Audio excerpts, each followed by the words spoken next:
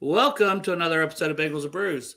I am Dell Altman, joined by my co-host for today, Greg Luther, and we have a special guest, the man who called the pick, Myles Murphy at 28, Jay Morrison from The Athletic. How's it going, Jay?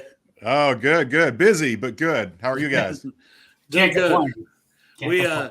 we streamed the Iceman and I streamed the entire draft, so we're a little Oh, yeah. I feel partial part of your pain, but not quite as much, I'm sure. yeah. There were some times during that draft I'm glad I was not on camera. There you go. There you go. But happy anniversary! I want to get that out of the way and say that, so I know we don't Thank have you. a long time. How many years has it been? 30. Wow. See, Congrats. Yeah. I think I got to get mine right. I think it's 18, so I got a couple more years. I got to make sure I don't forget the 20. So 30 is a big one. It is. Yeah, we couldn't do it last weekend because of the draft, obviously, but very soon we're gonna take off for Florida and get away for a little bit. Celebrate it properly. There you go. Yes. There you go. So speaking of that Myles Murphy pick that you called at 28, just what's your thoughts not only on the player but maybe his fit for year one in this defense where we got a pretty solid D-line rotation? Yeah, I think it's a great fit. Joseph Osai was talking about it today. He's really interested to see what Lou's going to do. They all have given Lou this mad scientist moniker, and he's going to come up with schemes and put these guys in the best position. I mean, my guess would be that, and DJ Reader talked about this too, where Sam Hubbard and Trey Hendrickson are just maniacs. They do not want to come off the field, and they do not ever let up. And he's the one that has to tell them, and he did last year. And that's why Osai started seeing more snaps, that he's like, you need to go off the field. You need to take a series off here. And so I think you're going to see more of that. I think Sam Hubbard's going to be better if he's not playing 78% of the snaps. So you get Myles Murphy to come in and take some of the load off of those guys. But what's really intriguing is you get 3rd and 8, 3rd and 10, whatever those 3rd and longs where it's an obvious passing situation, and you have Hubbard and Hendrickson in there on the edge, and then you put in Myles Murphy and Joseph Osai and let them rush up the middle, kind of a NASCAR package. I think that could be really, really intriguing. So I'd be surprised, barring injury, to see Myles Murphy start a single game this year, but you're going to see a lot of him. He's going to play. He's going to rotate in. And then if you have injuries, it's always good to have depth, especially at a position that important. So I think it's a great pick. I know everybody's sitting there and they're thinking Michael Mayer. Do you know if that was even a tough decision for them? No, they didn't have Mayer that high on their board. I think the tough decision would have been if Dalton Kincaid was still there. And when I made the call on the pick, I based it off of our Athletic beat writers mock, and it was Kincaid and Murphy were the two available to me. And I thought about it for a little bit, and it just felt like you got to go with the premium position. And the thought was there will be tight ends there in the 4th round, 3rd round, and 9 tight ends taken in the first 3 rounds, an NFL record. By the time the Bengals picked at the end of the 3rd round, 9 of them were gone, most of them were gone. So it's just it didn't work out. The board didn't work out the way they didn't go into the draft saying we're not going to get a tight end. I think they were probably almost as surprised as the fan base that they didn't end up taking one, but it just didn't work out that way. And they really do like the guys they have in the room. And I think once Mitch Wilcox recovers from his rehab, you're going to see them re-sign him. So then you're looking at, okay, Asiasi's back, Drew Sample's back, Mitch Wilcox is back, the Hudson and now the other one's name is escaping me, the 2 practice squad guys. Everybody's back. All you swapped Irv Smith for Hayden Hurst, and there's a lot of confidence in what Irv Smith can do if he can stay healthy. So I don't think it's as dire a situation as what maybe Bengals Twitter is making it seem like. So does it mean Wilcox is getting signed back, you think? I think they will. Yeah, he's still rehabbing, so they're not going to until he's healthy. They're not going to make that call, but it makes too much sense. He knows the system. He played pretty well when he was called upon, and I think other teams might shy away from him coming off of an injury, whereas the Bengals know what he can do, know what he's what he's about, and I would expect that to happen at some point. Yeah, he'll make more sense here because, knowing the system, he won't let another team where he might not know their system. So, yeah, I didn't really know that. But that makes a lot of sense why he's not signed. Because that surprised me when they didn't, go ahead and bring him back in the first place on that transition or, whatever the restricted tag they had on him, whatever that was. Yeah, the initial thought was, well, they just didn't want to pay him whatever that amount was for the tag, and they could get him back cheaper. And then, we come to find out Jeff Hobson had mentioned it in the story on the Bengals.com that he is going through an extensive rehab. So we'll see where his health is once OTAs get going in full bore, and then maybe it's even a case right before training camp, before the signing happens. So did you answer the question about the secondary yet here? Nope, that was your question. Okay. Even though you're always late, you were late for your own show Saturday. Dude, it's the kitchen, dude. The kitchen is killing me. I'm sorry, but secondary here, and DJ Turner and Battle. I was surprised about Battle. I mean, I didn't think we'd get a safety. But what's your thoughts on adding those guys to the secondary room and what that means for the Bengals moving forward? Yeah, I think Turner's a succession plan. I think he's going to be the answer. If Cheeto leaves next year, he's going into the final year of his deal. He's a guy that can slide in if there is an injury. And Battle it's interesting. I mean, they'd signed Nick Scott with the intention of him being the starter next to Dax Hill, but there's still an unknown there. They've seen the film on him. They've played against him in the Super Bowl, but he's never played for Lou. He's never been in this system.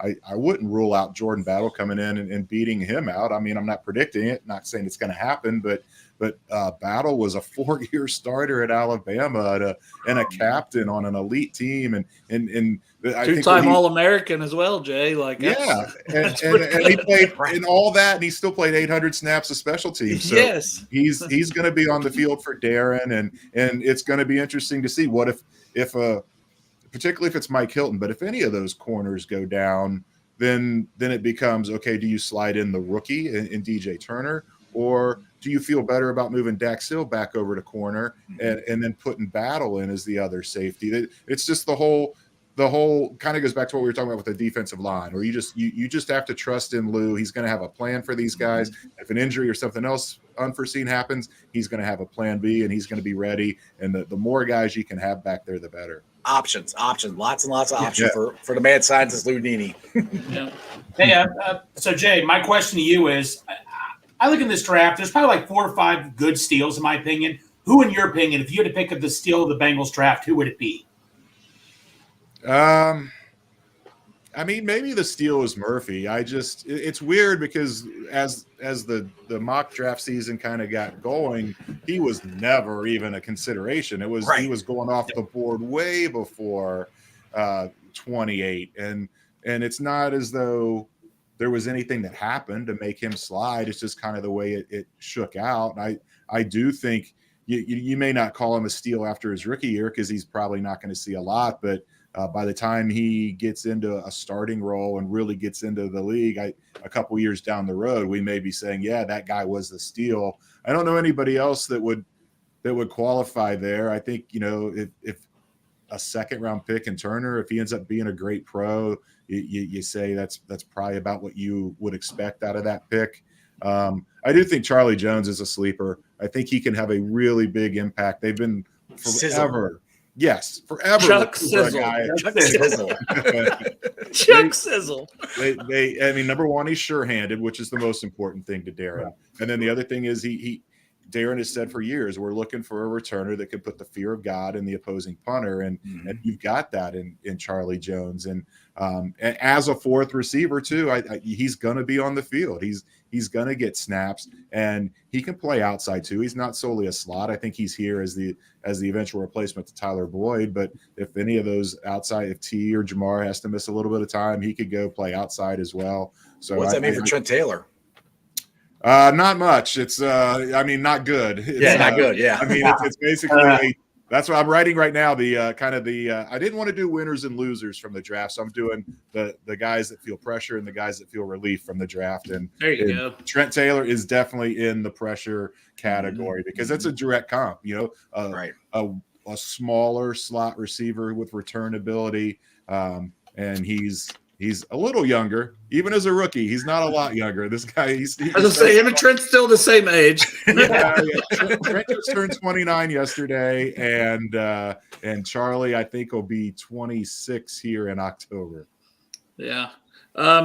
Now for a still that I kind of was thinking, which I want to mention, probably close high on your list is probably Zach Carter for the other part of that article, I'd say, where they didn't take a 3-tech. He's a definite yes. Yeah. Exactly. For feeling relief. Yeah, he is on that list for sure. Now, one thing they brought that up, Myles said he played 3-tech in college for Clemson too. Is that an option, you think? I mean, he was saying all kinds of different places. The NASCAR package could be interesting. Right. Yeah, we did talk about that, where they're looking for a guy to be the 3-tech of the future, and they are very high on Zach Carter. Yeah. And even though Myles can kind of slot in there, I still think the fact that they didn't draft a true 3-tech is a vote of confidence for Zach. Right. Yeah, Murphy would probably be more your situational, where Carter's going to be your full-time rotating in at D-tackle, in my opinion. Mm-hmm. Yeah. But yeah, back to Chase Brown. Do you have any idea maybe how high the Bengals had him on the board? He was a guy I was thinking late third wouldn't be a reach for him. Yeah, I agree. I had him in the 4th, and they loved him. And we did a live room, Paul Dana and I, earlier, and people inside the organization had pointed to Chase Brown a long time ago. They have been on him. I think they were thrilled to see him at 5.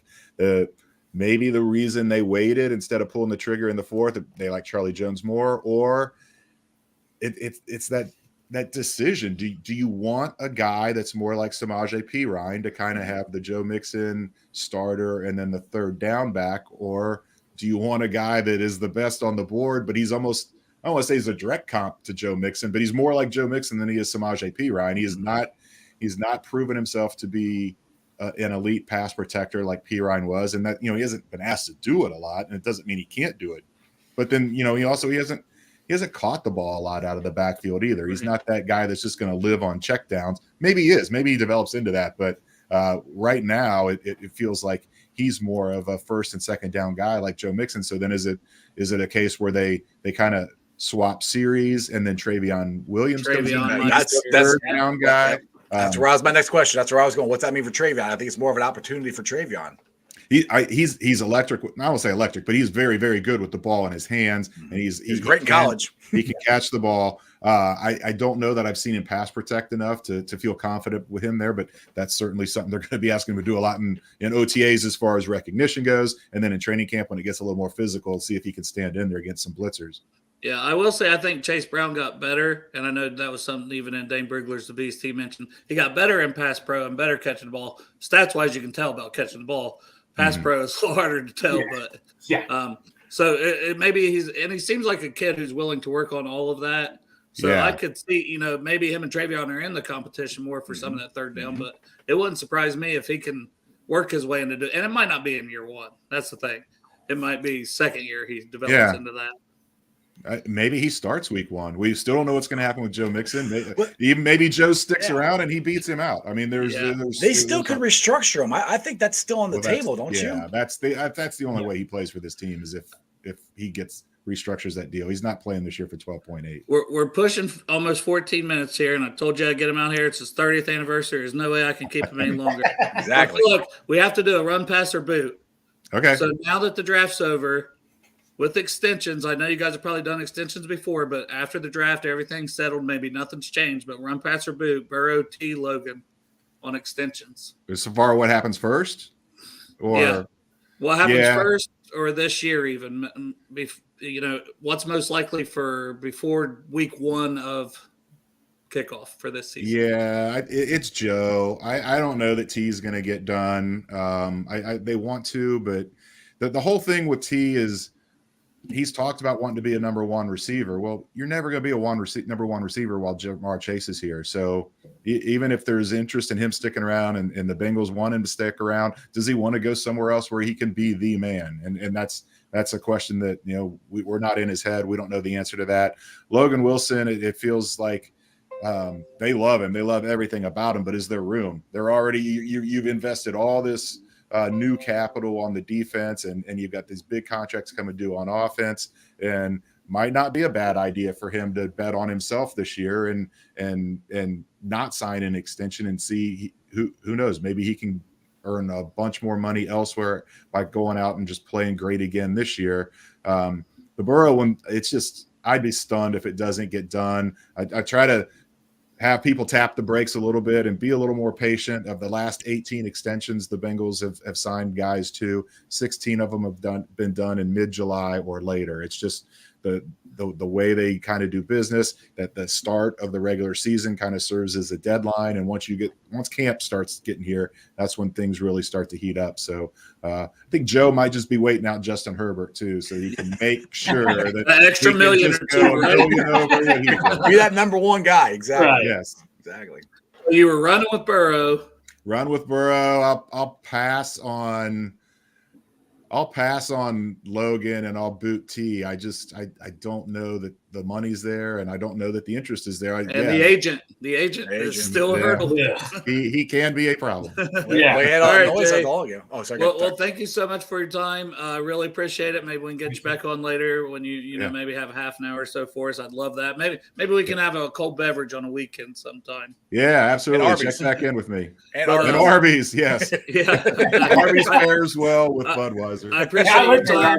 Tell everybody where they can find you, and we'll get you out of here. Yeah, you can see here at Jay Morrison ATH on Twitter, the Athletic app or athletic.com. Just go click on any of my stories. If you don't subscribe, click the subscribe button. We've got good deals going all the time. I say this all the time. I know it's a big ask to ask people to pay for content these days, but it's great. Paul and I work really hard to try to make it worth it. It is 100% worth it. And I'll add a guy like Dane Brugler in there. If you like the draft, you get all of that. You get all of it and more on the Athletic, guys. It's well worth the money, I promise you. Absolutely. Thank you, Jay. Happy anniversary, Jay. Take care. Yeah, appreciate it. Thank you. Man, what a good dude right there, giving us some time. Yeah. Man, that's awesome. It was, 30th anniversary after the draft. And tomorrow we're going to have another big hitter, which Houday Joe's going to be on. So I don't know how that's going to go. It may just be me and Houday Joe tomorrow interviewing Dan, if that's all right with you guys. I'm so upset. I'm very upset. Well, you have him on your show. Yeah, well, knowing what's going on in my life, I might show up late anyway because I got this freaking kitchen's killing me. Well, that's what Joe was like, I can do tomorrow. And I was like, well, it's just tough when you don't know. Like, you're trying to pound these interviews in. That's when I didn't know if you were showing up. I was trying, dude. I was trying to do I ask the question? Do I let Greg ask his and see if Iceman shows up? But they were. I was on the phone. They were kind of all in order, I was on the phone with my contractor. I'm like, I gotta go.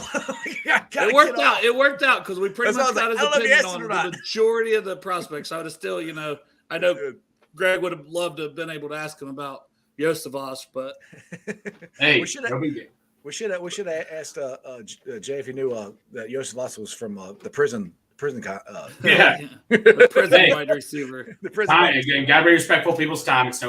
Oh yeah, if they give us any time calling these shows, hey, whenever you want to get out, that was it. Out. You gotta go. And then I was like, he kind of already mentioned I was going to ask him Nick Scott or Jordan Battle for starting safety week 1. He's like, I'm not predicting it, but he already answered it within another question. So.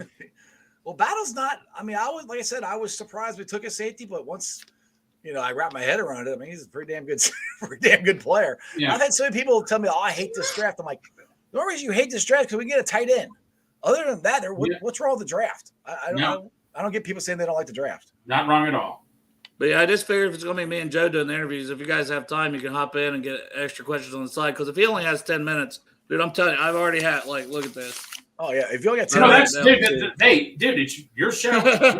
It's your show, man. I know, but I don't want to, you guys are my boys. Speaking of that, I got Trags on. He's didn't come on all weekend. He's coming on 5:30.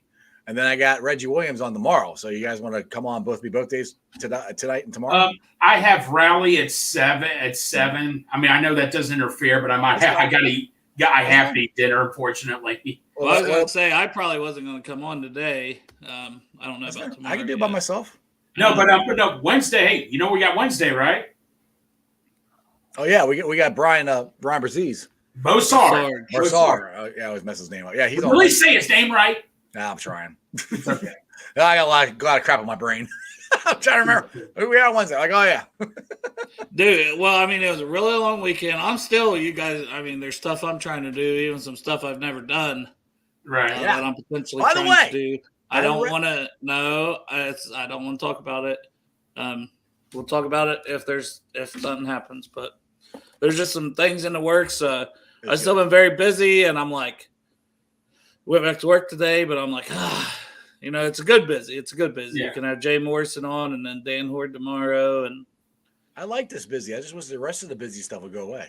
Right. My jobs and Yeah. my kitchen. I wish I could just do this all the time. cleaning up the house and Right. this and that. Like yesterday, Marissa's Marissa's like, hey, I need to run to the store and this and that. But she was actually straightening up some. So I was like, you damn right, I'll run to the store.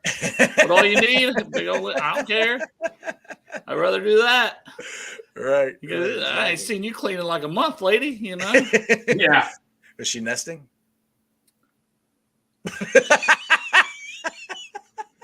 I just hope she's not watching. No, I thought that was a great interview. And then, I mean, we're only 20 minutes in, so you guys want to talk about the draft some more? I mean, Sure. It's not like we talked about it at all this weekend. I mean, Right. we barely covered it at all. I don't know. I barely that's saw you fair. guys. We got 28 listeners, 28 viewers, so I didn't want to shit on them. They tuned in, we'll give them a show. Yeah.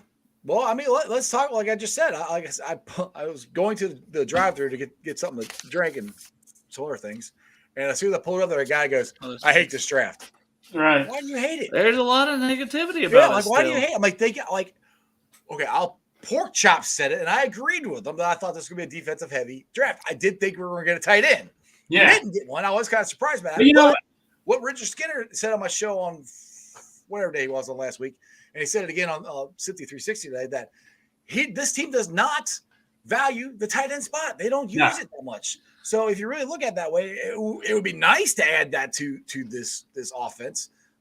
But if you sign Wilcox, you basically got the same tight end room. You take Hayden Hurst out, you got Irv Smith there, and damn, went to the AFC Championship. Well, and game, I'm trying to read the tea leaves, and even just asking Jay, straight up, it doesn't sound like Michael Mayer was even I don't think they in were the conversation at No, I don't 28. think he was even. My understanding, even if Murphy was gone, I think they had other options besides Mayer. My guess, I still have a feeling it might have been Breesy Yeah. from Clemson. But I can tell you all this. When I was at the draft party pay court, I guarantee you everybody in that room thought it was going to be Michael Mayer. I thought it was going to be Michael Mayer. But here's the thing. I was talking to a friend of mine. If Michael Mayer lived in Chicago and not Cincinnati, do you think everybody really would have gotten that excited for him? No, it's a local kid. Of course, that's why everybody got excited. Yeah. And he wanted to play here. I mean, it added to it, right? No, I still think a lot of people would have been excited. He was, Yeah. he produced at Notre Dame. He got drafted by the Colts, right? Right. I was going to say, honestly, I No, thought it was the the Raiders. Colts. Raiders. It was the Raiders? It was the Raiders. I was going to say, I've got Because some that's the guy stuff that here, but I drafted haven't us. even got a chance to go through that today. Well, Um, you know what kind of takes me back to Strawberry? You might remember this. Remember the Pacers? Remember a guy who used to play for the Hoosiers named Steve Alford? Yeah. Remember the Pacers wanted him so badly. They're like, we have to draft Steve Alford. He's a local kid. And then they took some guy named Reggie Miller. Like, well, they're stupid. They don't know what they're doing and all that. I think we all know how that turned out. Yeah, Reggie Miller was a pretty good player. Alford only lasted like 2 or 3 seasons. And Reggie Miller, Like 20 years almost. yeah, Hall of Fame. So I think people got over that. Yeah. Yeah. Good. Well, I go back to it, and I think, even if Kincaid, we had our concerns, but it sounds like that might have been the guy. And I would have been happy with it, I said, but I don't know how happy I would have been. I mean, Murphy doesn't seem to have any injury concerns. No. He seems like I think he can play all over the place. Well, and speaking of injuries, they talked to Joseph Osai today. Yeah. And he's had that and recovering from his knee both. Mm-hmm. So you've got a guy that's coming off of a double injury at the end of the very last game against the Chiefs. He says he'll be ready for training camp, thinks he'll be ready. But, if it gets dinged up or something again, and we were all looking for him to take a huge leap as a pass rusher. Well, he started to. At the end of the season, he was coming on, dude. So if he's out half the season and boom, you got Myles Murphy that you can, rotate and with Cam Sample, because like Jay was saying, these guys don't want to come off the field, Sam and Trey. Right. And they've got to force them to come off the field. And I think they need to do it even more because, hey, guys, we need you healthy come playoff time and fresher come playoff time. Well, no, didn't they say that he'll be ready by camp, though? He thought he would be, yes. Yeah. That's what I'm saying. And hopefully so. I'm not saying he won't. I'm just saying, if it dings up again and he needs an extra couple weeks or whatever, you've got bodies here. You've got that first round pick. And like we talked about with the NASCAR package, you can always move the guys around. So, well, and the thing is too, we said this when they drafted him. You guys remember the AFC Championship game 2 years ago that we won? Trey Henderson was exhausted. I remember seeing him like sucking wind, and they didn't have they didn't have Osai then either. And now you got Osai. Osai will be there sometime, hopefully beginning of the year. And you got Myles Murphy there, dude. That's nothing but good. I mean, no.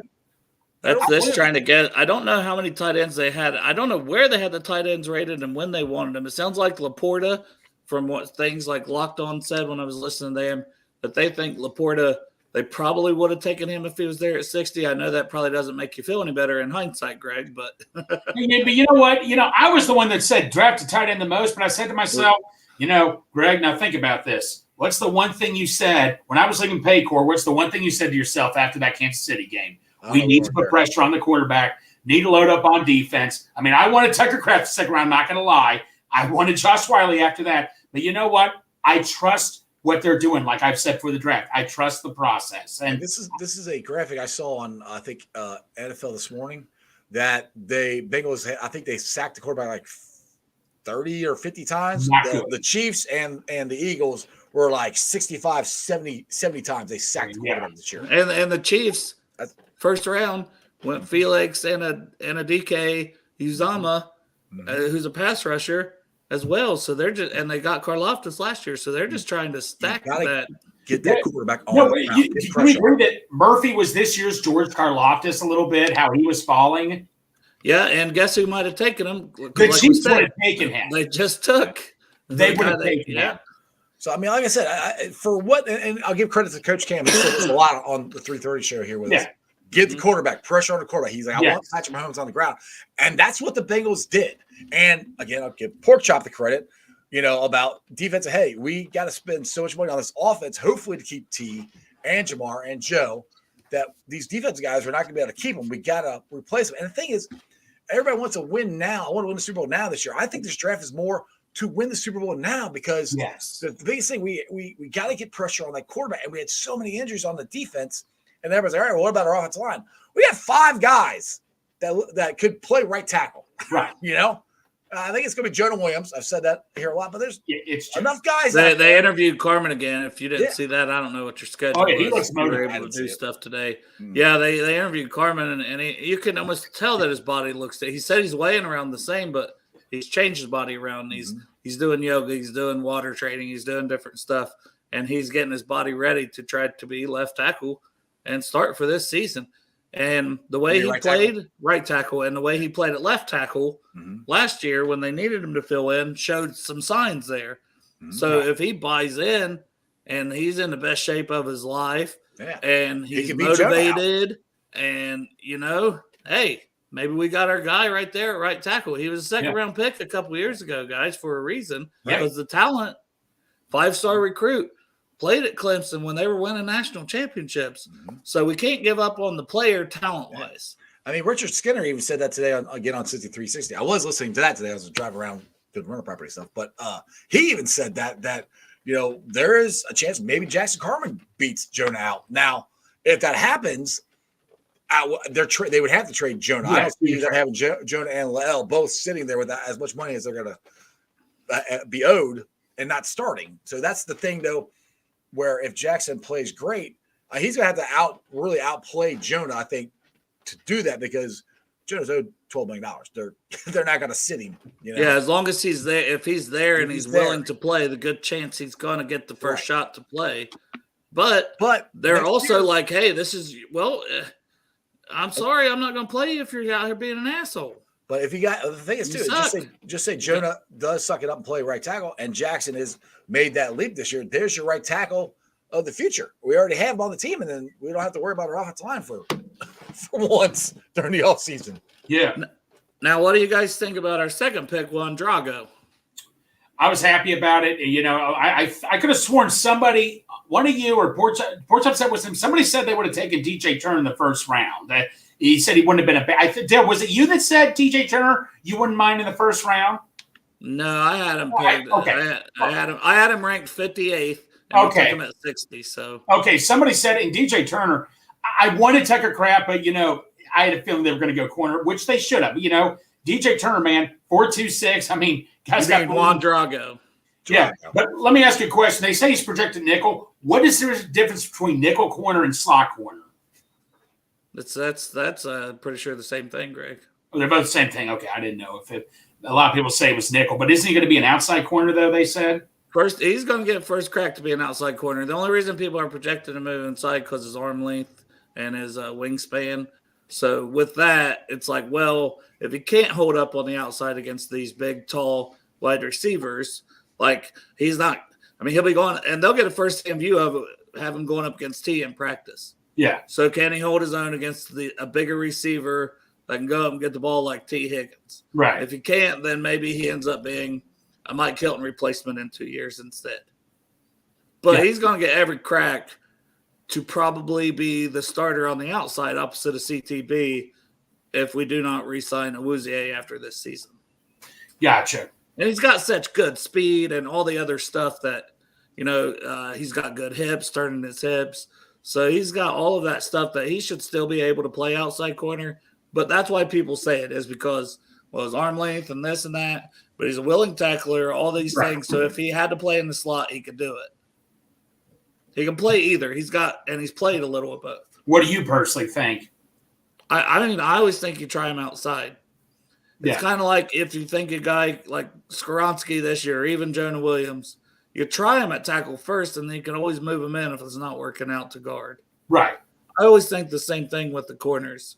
Yeah, no, unless you're like 5'7", 5'8", but DJ's 6 feet tall. Yeah, I think he can do. There's some corners that are like 5'10" or 11 that have started outside. Well, Hilton's like 5'7", there's 5'8". Right, so and like I say, he's not that short.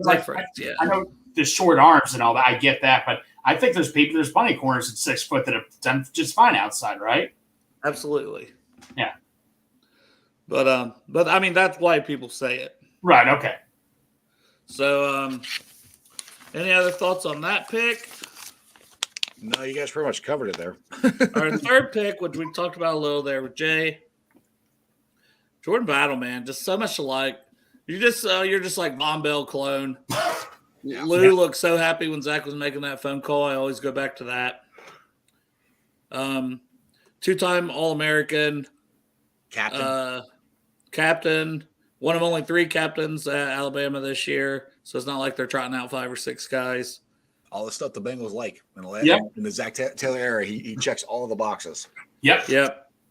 Just there's so much to like with him, and like he said, special teams, 789 career snaps at special teams. On top of he started 4 out of 13 games as a true freshman.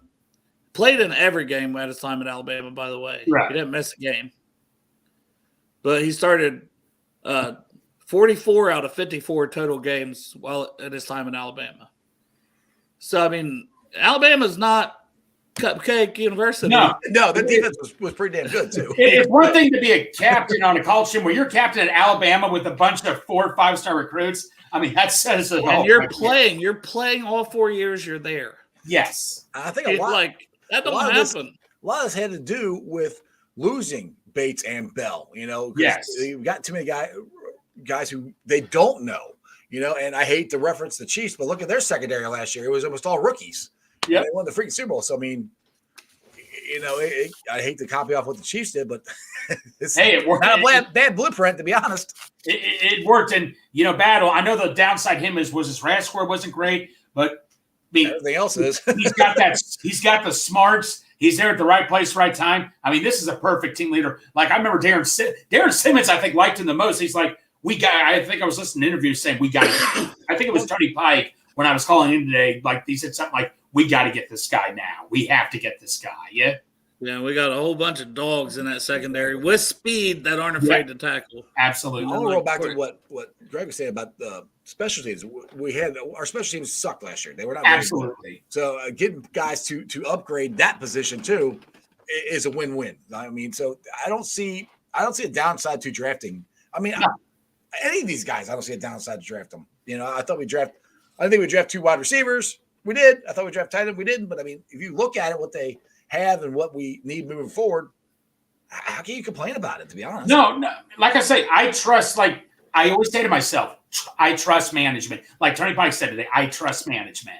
But going right into special teams, like you're saying, worst case, if he doesn't start over Nick Scott, which he very well could, he's going to be a staple in special teams. Exactly. And if he's not starting, Nick Scott's going to be a staple in special teams. Right, you read my mind. I was about to say the same thing because Nick Scott was a special teamer. That's how he got his foot in the door in the NFL. Yeah. Keep in mind, he had to do it to make the roster as a 7th-round pick for the Rams. Keep in mind, we do use 3 safeties at times also too. We're in a room. I mean, his defense is just. I don't question anything. It's just more voice for him to play with and throw him wherever the hell he wants. Yes.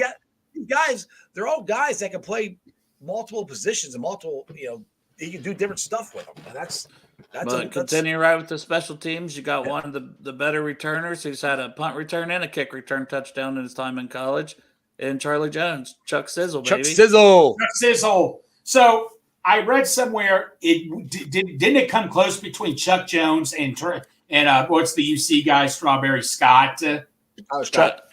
Trey Scott. Right, Trey Scott. I think the thing of it is, I looked at both. My guess is that Chuck Jones was 2 inches, was a little bit taller.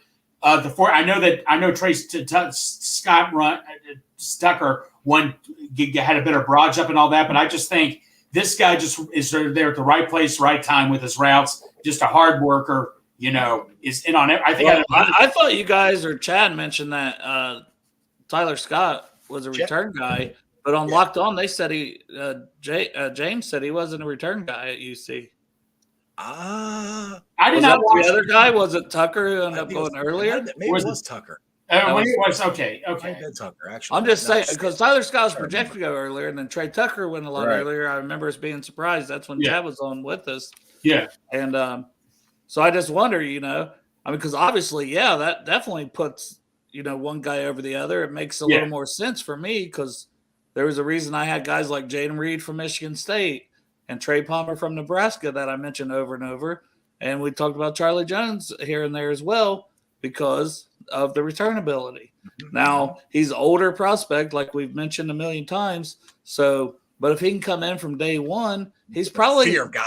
He's probably the most electric on paper returner we've had since Pac-Man Jones. Right. Oh, yeah, for sure. And that's, again, another thing that we needed to improve upon this team to win the freaking Super Bowl. Other special teams and kick returning is it. I mean, we got to get more than, 5 yards carry or whatever. And 3 drops as a receiver and 154 targets tells me his hands are good. And how many times on returns did we freak out? Just catch it. Just catch it. They couldn't even catch the ball to return it.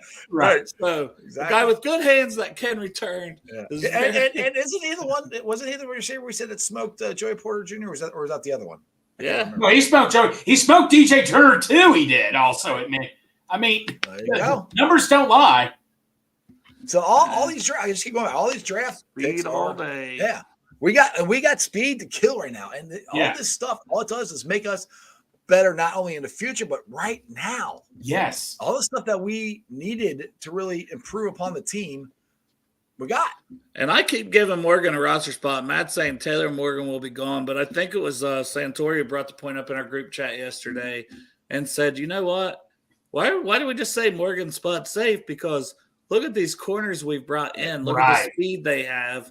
Those are your guys that maybe now are your gunners on special teams and things like that when it's been some of these.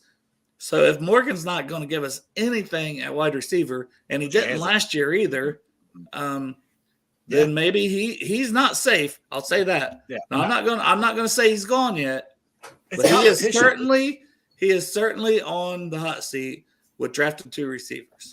And the thing is, I like competition. Competition brings out the best in people. You want to be able to have to earn your spot, and that's what they're going to have to do here. The guys that are already here and the ones that are coming in.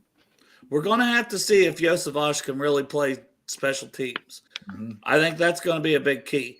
And they only have – now, I know, Greg, I'm not trying to hurt your feelings already. Hey, we just got this guy. And we're not talking about it yet. Let's wait till But he's a 6th-round pick, Greg, so he doesn't just have a roster spot locked up either.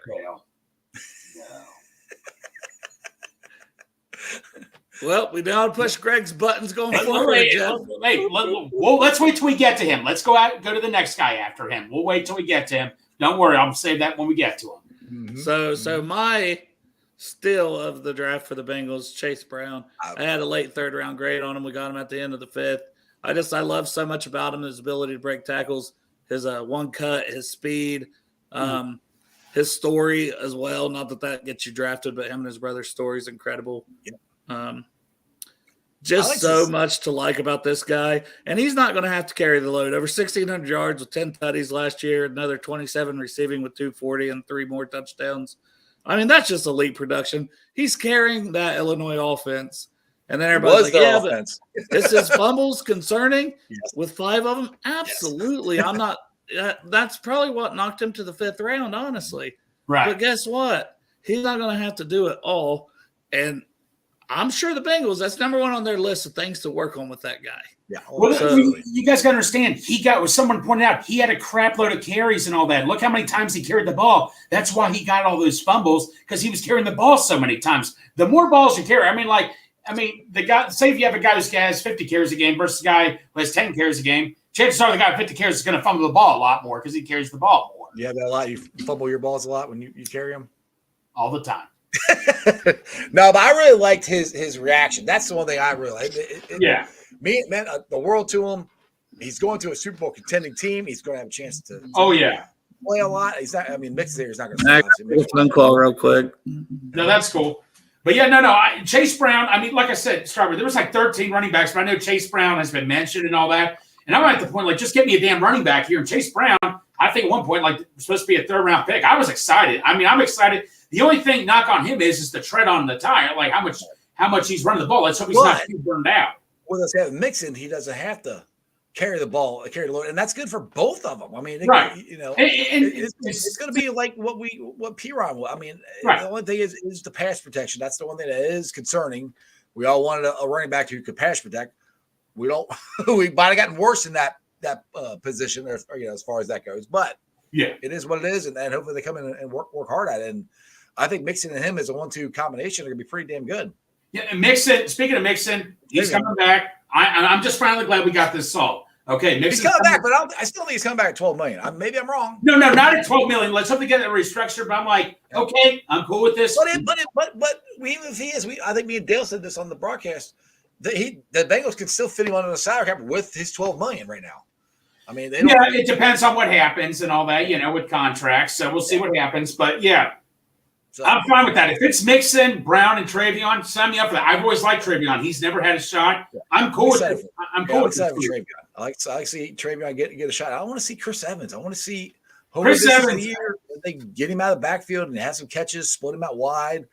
Sort of stuff we've talked about, because one, we've seen him do it, which has only been like 2 or 3 catches. What's like that Chiefs game where he had that huge touchdown to win the game and all that. I mean, like I say, Travion, I think can. Matt Wolker was asking, can Travion pass block? I believe he thinks so, but we don't know. It's like Jay said, he thinks he can, but we haven't seen it enough to really, But every time Travion came in, he's produced. So I'm cool with that. I'm 100% awesome with that. Like I say, Chase Brown, I'm excited for him. I guess, Dale, you back? I'm back off of mute for a minute, yeah. Okay, so you want to move on to the next one after Chase Brown, which is, I believe, some guy that I'm pretty okay with. The prison receiver? Oh, I mean, I think I made it pretty well known to everybody here that who my favorite pick of the draft was. It's not like I've been going on Twitter. It's not like we have not talked about him, Dale. What are you going to do when he doesn't make the final roster, though? Dale, come on, man. Just shut up over this. Don't do this now. He's a 6th-round pick. He's not a lot. Okay. I said that. I mean, some of these guys might not make it. I mean, 6'3", ran a 4.3. I mean, the guy, we don't have to question his smarts or anything, obviously. He's from prison, so, I mean. Yeah, okay. I'm just saying, this guy was valued as like the Bengals had a 4th-round grade on him, too, we found out. I mean, come on. I mean, this guy has to make the team. I'm sorry, no offense Trent Taylor or anything, but when Tyler Boyd got hurt in that Kansas City game, people talk about not having depth at tight end. Look at the depth at receiver. I'm not trying to come at any other of our backups or anything. I'm just saying, though, We need to add depth at receiver. We did with Charlie, and I will say this: Iosivas will be a steal. You guys can say all you want. I am standing my ground. Here's a reason that maybe they've kept 7 receivers before as well. Right. Yep. To start a season, and I could see them going with maybe if they really like Chase Brown, sticking with just 3 with Travion, Chase, and Mixon, and Evans not making the roster. Yeah. Because they haven't used him the last couple of years. He's barely played. Yeah. It's been Mixon and P-Ron the last 2 years. It could be Mixon and Brown for the most part this year. I mean, that is a legit thing, and Travion would be your third one. So, is this true, Greg? Would you drop the soap for that prison pick? Possibly. I mean, he's a good-looking guy. Nah.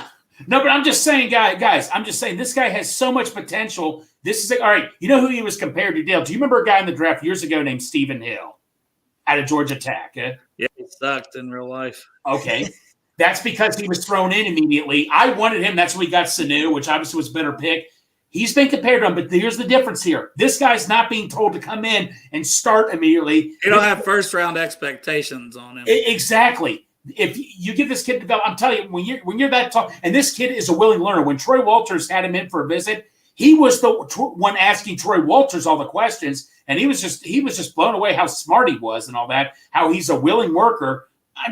Am I crazy he had almost had a perfect RAS score. I mean, I'm sorry. How do you not keep this guy on the roster?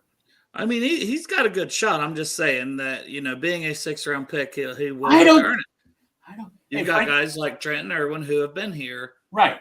And now I think Trent Taylor's spot, is more Charlie Jones. Chuck Sizzle's going to take that spot. Yeah. So really what I'm saying is, and that's why I said he's going to have to compete on special teams for his spot.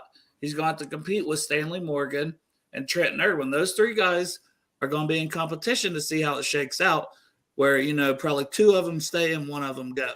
Well, right now, or 2 of them go. Morgan might be the odd man out as of right now because Trenton Irwin actually played wide receiver and produced. Yeah. Morgan didn't. He's just a special teams guy. So just saying. I know. That's what I'm saying. It might be 2 of the 3, Greg. And I think your guy's got a good shot to make it. Trust me. Yeah, he does. I'll throw in and help you here. So he did the heptathlon and set a 60-meter record as part of the heptathlon. It's like 10 events that you do. Right. He's All-American in track. He's that talented in track, but he's cross-training in 2 sports. Now he's going to be able to focus on football and having his body in football shape and being football ready. And one of the biggest knocks are his functional strength and his overall. So he's 6'3", but he looks kind of thin and things like that because when you're training for track, you're training all these events. Right. It's just different than what it's going to be full-time in football, especially if they're going to need you on special teams. So I think that's another thing because he seems like the kid is going to work to do it.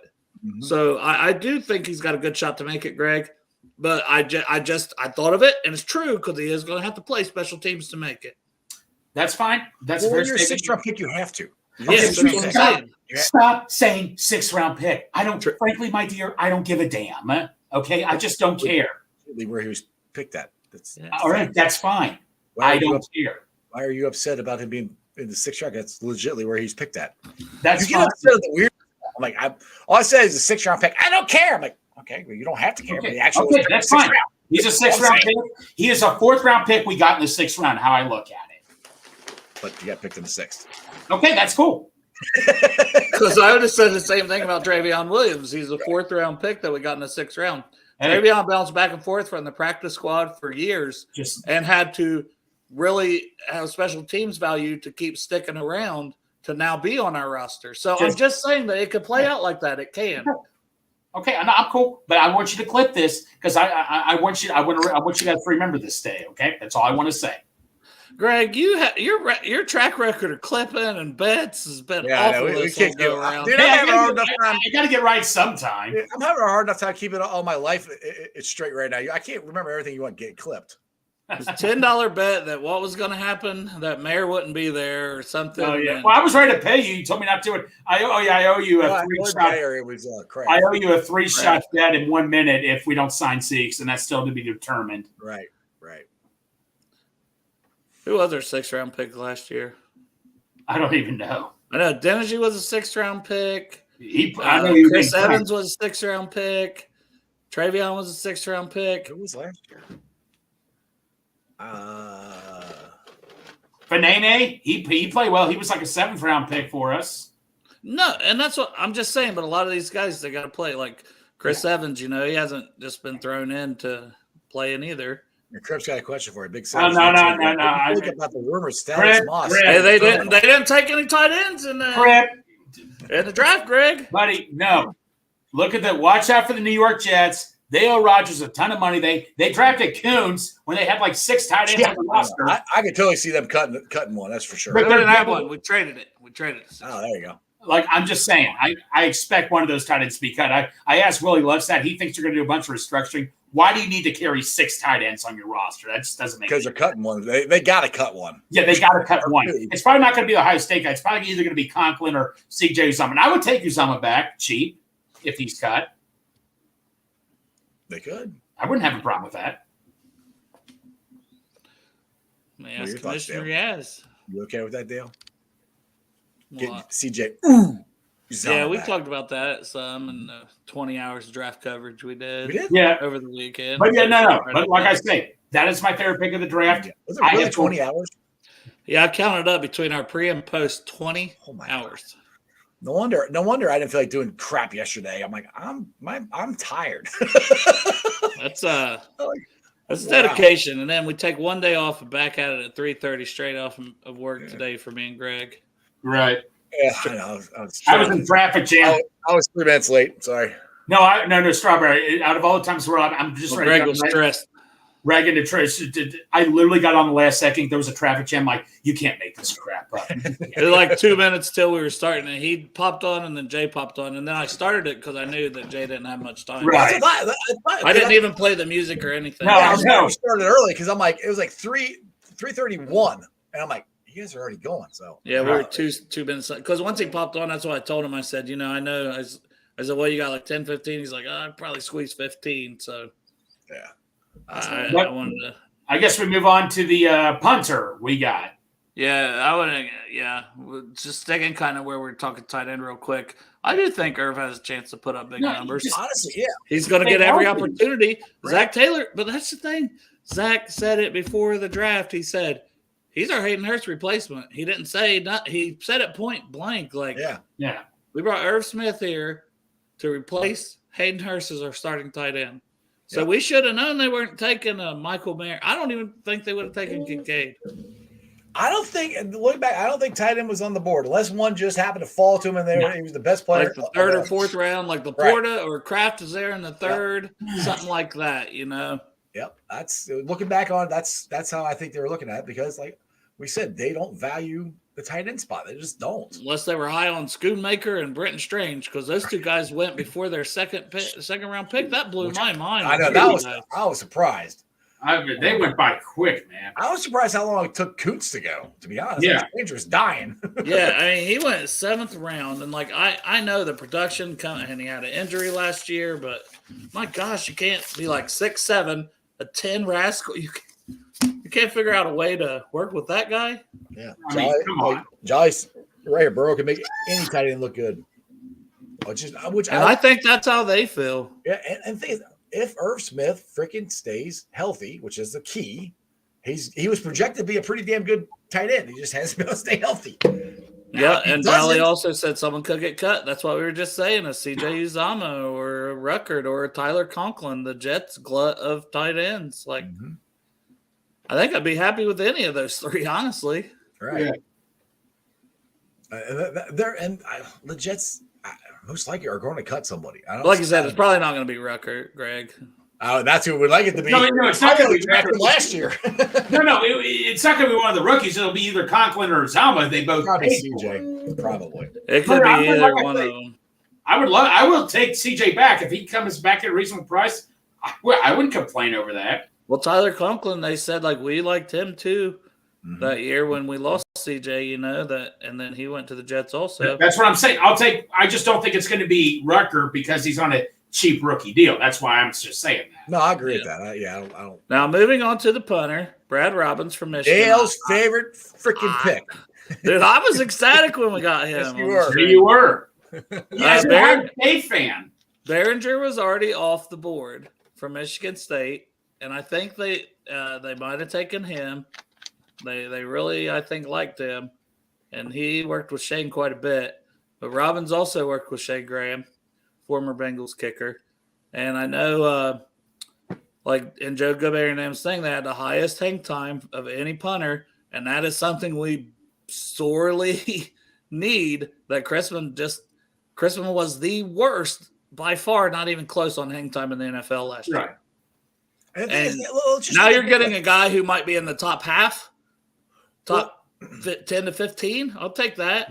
Sign me up, man. And one thing again, Richard Skinner said on 5360, he said that Darren Simmons talked to Drew and already said, look, we're bringing somebody in.